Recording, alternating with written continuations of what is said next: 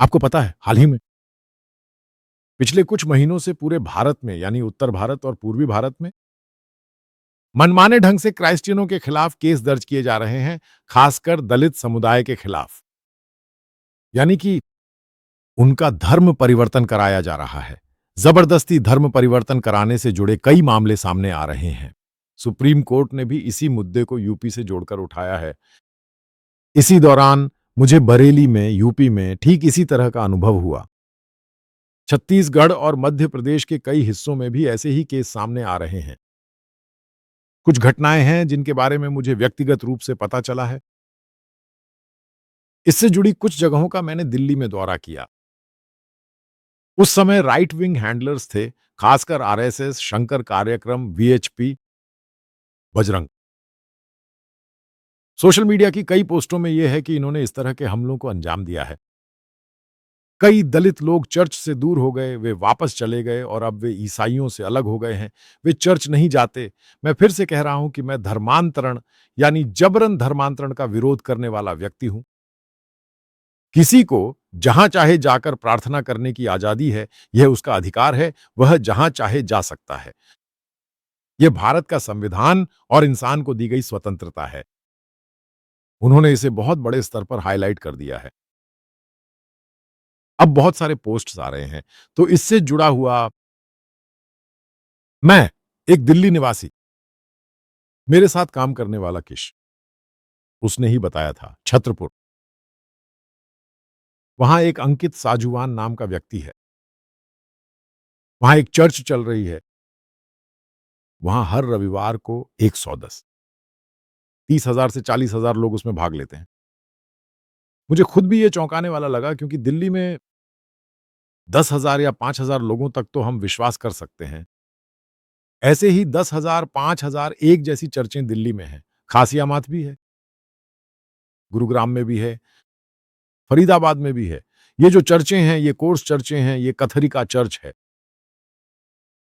वहाँ दिल्ली में भी बहुत सारी चर्चें हैं। लेकिन एक ही रविवार को 40-50 हज़ार लोग भाग लें, ऐसा नहीं है। वो भी नहीं है। मुझसे कहा गया कि वो सुबह 4 बजे होता है। रविवार को लोग मुख्य चर्च में जगह पाने के लिए जल्दी पहुँचते हैं। उस चर्च का नाम वेदीना है।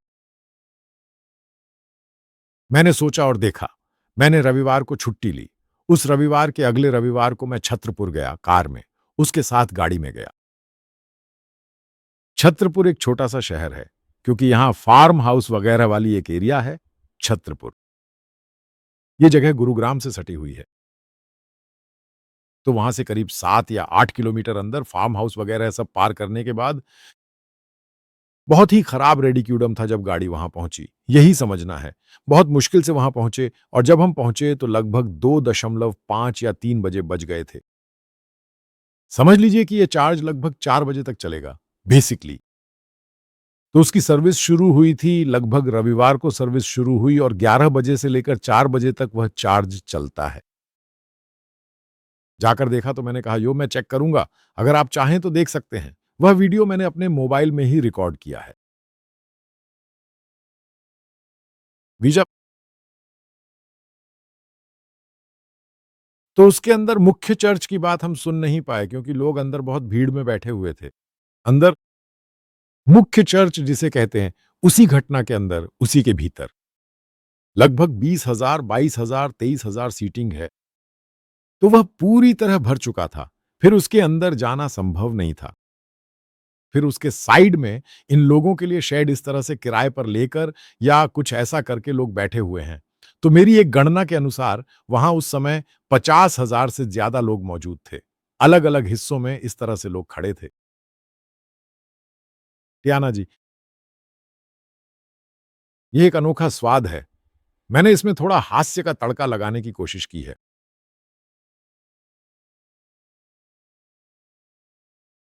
परिस्थिति आपको समझना होगा, यह घटना दिल्ली में भी हो सकती थी। इसलिए मैं अंकल साजवान के बारे में जानकारी लेने यहाँ आया हूँ। मेरी उम्र 31 वर्ष है। उनकी पत्नी का नाम मोनिका है। साजवान नामक व्यक्ति उत्तराखंड का निवासी है। वह विशेष रूप से राजपूत अपर कास्ट परिवार से है। जब वह इंजीनियरिंग की पढ़ाई कर रहा था उसे अचानक बीमारी हो गई और उसी दौरान वह ईसाई बन गया, क्योंकि उत्तर भारत से किसी मलयाली के लिए ये सब चीज़ें मायने नहीं रखतीं। तो वह एक उत्तर भारतीय सुसमाचार प्रचारक है। उसकी सारी बीमारियाँ भी ठीक हो गईं। उसने कहा कि इस भगवान को पुकारना ही काफ़ी है और फिर वह बुनियादी रूप से एक ईसाई विश्वासी बन गया। ऐसे ही लोग जब पढ़ाई कर रहे होते हैं, तब ऐसा होता है। इसके बाद जब मैंने अपनी पढ़ाई पूरी कर ली, वह एक चौकीदार जैसा काम करने लगा। मतलब मैं जहाँ रहता था, वहाँ से लगभग 7 से 8 किलोमीटर दूर एक छोटे से घर में वो रहता था। बाद में लगभग 2023 में उन्होंने अपनी गलती मानी। करीब 10 साल बीत जाने के बाद ही वहां इतने सारे लोग इकट्ठा होकर रहना शुरू किया, ये समझ में आया। मैं अभी वहां जाकर आया हूं और वहां की कार पार्किंग का वीडियो भी मैंने बीच पर लिया है। इसी तरह वहां 4 या 5 कार पार्किंग है, सोचकर देखिए।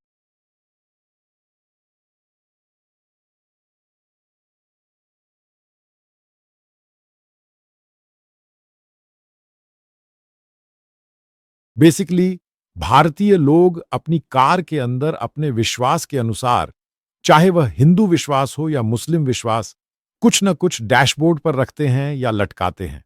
मैंने ध्यान से देखा कि वहां की हर कार के डैशबोर्ड पर कुछ न कुछ रखा हुआ था। वहां आए हुए ये सभी लोग हिंदू विश्वास के अनुयायी थे। यही है। यही बेसिकली केरल में जब मैं ये वीडियो बना रहा था, वहां के आरएसएस और संघ परिवार के लोगों को भी इस पर सोचना चाहिए। आखिर दिल्ली में ऐसा क्यों है? इतने सारे लोग, वो भी युवा और बाकी लोग, इतने सालों से यहां इकट्ठा हो रहे हैं। आखिर इसमें क्या है? यह समझना बहुत जरूरी है। दिल्ली में सबसे ज्यादा देवी देवताओं के मंदिर हैं, यानी वहां हर जगह अपनी अपनी पसंद के मंदिर हैं, खासकर शास्त्रपुर इलाके में। यह सबसे अधिक मंदिरों वाला इलाका है। यहाँ वही पुराना घोटाला और बीच-बीच में होने वाले नए घोटाले, किसी न किसी को पकड़ना, ये सब यहाँ आम बात है। यहाँ आने वाले लोग देवी-देवताओं के दर्शन के लिए आते हैं और इसी तरह यहाँ कई गुरु और बाबा भी रहते हैं। ये छतरपुर इलाका है और यहाँ से काफ़ी दूर, लगभग 8 किलोमीटर अंदर की ओर जाना पड़ता है। यह अंकी साजूवान का यह वार्षिक कार्यक्रम हर रविवार को होने वाली बात है। उसके बाद जब मैं वापस लौटा, तो मैंने देखा कि छतरपुर मेट्रो स्टेशन पर बहुत सारी बसें, लगभग 15 या 18 बसें, सुबह से ही लगातार आ रही थीं। इसका यही कारण था। मेट्रो से आने वालों को वहां पहुंचाने के लिए उसके लिए अलग से ज़रूरत नहीं है। ये सब हम लोग रूट के हिसाब से करते हैं, लोग वहाँ आते हैं और भाग लेते हैं। कुछ लोग वापस चले जाते हैं, कुछ लोग बहुत दूर से आते हैं। तो उस समय रविवार को उसी समय वह यूट्यूब के अंदर लाइव स्ट्रीम हो रहा होता है। तो सिर्फ़ यूट्यूब के अंदर ही मैं लाइव स्ट्रीम के रूप में लोग देख रहे होते हैं। करीब 13,000 लोग वहाँ न होकर बाहर से देख रहे होते हैं। ये है दिल्ली की स्थिति। ये सब समझने के लिए सबसे पहले जान लें कि दिल्ली मूल रूप से बीजेपी का गढ़ है। हाँ, मैं कह रहा हूं कि यह बीजेपी का गढ़ है।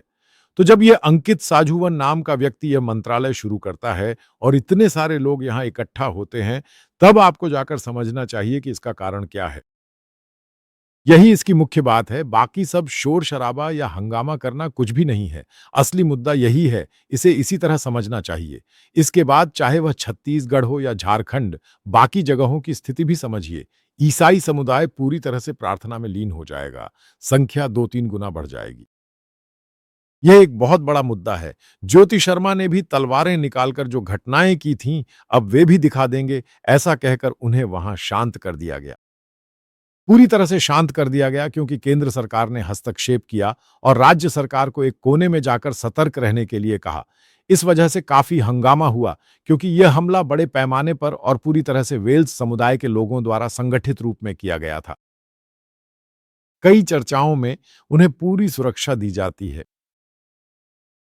इस बदलाव में लोग डंडा और भाला लेकर बैठे रहते हैं। चर्च को सुचारू रूप से चलाने के लिए वे कहते हैं कि एक बार मारेंगे और तोड़ देंगे और इसी तरह से चीजें आगे बढ़ती हैं। यानी इस पिछड़े वर्ग और ऊंची जाति के बीच बहुत ज्यादा दूरी आ गई है। इन सब का कारण कौन है, मैंने पहले कई वीडियो में बताया है। अगर आप इसे रोक सकते थे तो लगभग 20 साल पहले ही इसे रोकना चाहिए था। अब इसे रोकना संभव नहीं है। ये एक ऐसा खेल था जो हाथ से निकल गया। क्योंकि चाहे आप इसे रोकने की कितनी भी कोशिश करें, शोर मचाएँ, केस दर्ज करें, लोगों को पकड़कर जेल में डालें या झूठे केस बनाएँ, इससे लोगों की संख्या केवल बढ़ेगी। यही समझना ज़रूरी है। भारतीय समुदाय में कोई महत्वपूर्ण बात या मुद्दा रहा है, मूल रूप से उसी को संबोधित किया जा रहा है। मैं जो कई बातें कह रहा हूं, वे विशुद्ध रूप से उनके मुद्दे हैं, उन्हें अलग रखो। तब वे इस तरह की घटनाओं के बारे में इस तरह से बात करते हैं। वे हवा में चल रहे हैं, लोग इकट्ठा हो रहे हैं, उनके पास एक समुदाय बन रहा है। ये भारत में एक बड़ा बदलाव ला सकता है। इसे जबरदस्ती करने के लिए जितने लोग संभव थे, उनमें से 50,000 लोगों को यहां जबरदस्ती लाया गया है। इसमें सिर्फ हिंदू समुदाय ही नहीं, बल्कि मुसलमान भी शामिल हैं। इसका कारण क्या है? असल वजह क्या है? यह समझने के लिए दिल्ली में भी इसी तरह चर्चाएं होती हैं, हरियाणा में होती हैं, गाजियाबाद में होती हैं, फरीदाबाद में होती हैं, हर जगह होती हैं। लेकिन इतने सारे लोग एक साथ चर्च में इकट्ठा होते हैं, ये मैंने पहली बार अपनी जिंदगी में देखा है। यही बात मैं कहना चाहता हूं। रविवार को 40,000 से 50,000 लोग एक चर्च में इकट्ठा होते हैं, वह भी बहुत अनुशासन के साथ। ये आपको समझना चाहिए। वहां लगभग 7 सिक्योरिटी गार्ड्स और करीब 100 लोग होते हैं। इसके अलावा उनके वॉलंटियर्स की वजह से ही लगभग 200 लोग मिलकर इतने बड़े भीड़ को संभालते हैं। कुछ लोग आते हैं, कुछ चले जाते हैं, वे टेस्ट मनी भी जमा करते हैं। यही है घटना। मैं एक आम आदमी की तरह इसे देखने गया था और आखिर में आप 111 शेल्टन बगैर, वह मूल रूप से बॉम्बे का है था। उनका एक गॉस्पेल कॉन्सर्ट है। जब आप वह वीडियो अंत तक देखेंगे तो आपको समझ में आएगा। ऐसे कॉन्सर्ट्स में लगभग 1 लाख से 1.5 लाख युवा भाग लेते हैं।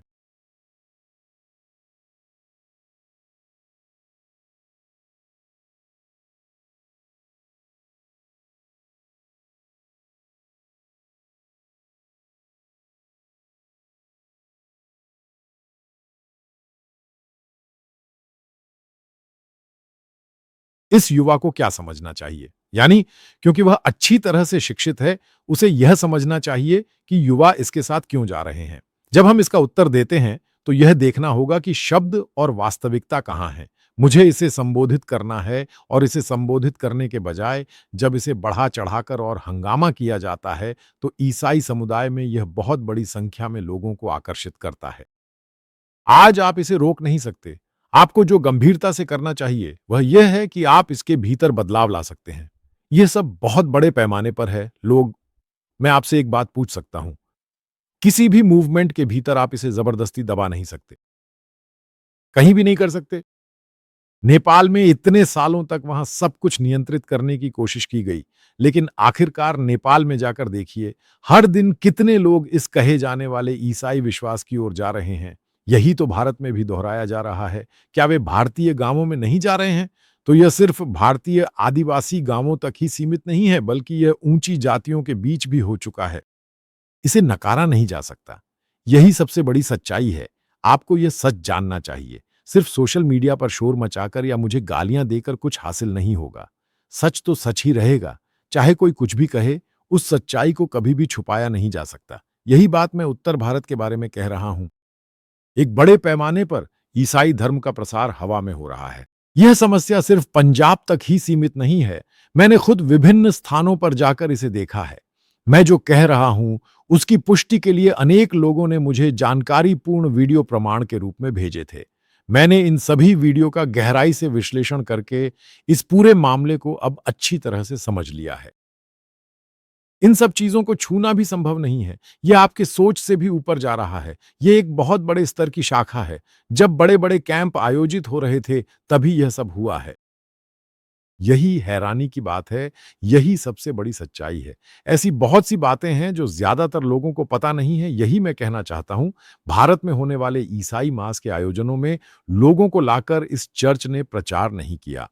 इसका कारण यह बताया जाता है कि उन्हें प्रचार में कोई दिलचस्पी नहीं है। अगर सब लोग जानबूझकर सुनकर समझकर आएँ, तो ही वे इसमें शामिल होते हैं। यही है भारत की खासियत। मुख्य कारण को समझना चाहिए। आखिर इतनी बड़ी संख्या में लोग इस ईसाई विश्वास की ओर क्यों जा रहे हैं? यही सबसे पहले पता लगाना जरूरी है। वो संख्या कम होने वाली नहीं है। ये झूठे केस, जेल में डालना, मारपीट, हंगामा, उनके घर तोड़ना, चर्च तोड़ना, इन सब के बावजूद ये लगातार बढ़ रहा है। और मैं ये यूं ही नहीं कह रहा हूं, ये सच में बहुत बड़े पैमाने पर हो रहा है। मैं ये पूरी तरह से सोच समझकर कह रहा हूं। भारतीय गांवों में भी यह बड़े पैमाने पर हो रहा है। अब मैं कह सकता हूं कि दिल्ली और अन्य भारतीय शहर भी बदल रहे हैं। यही है सच्चाई और हमें इस सच्चाई को स्वीकार करना ही होगा। यही असली हकीकत है।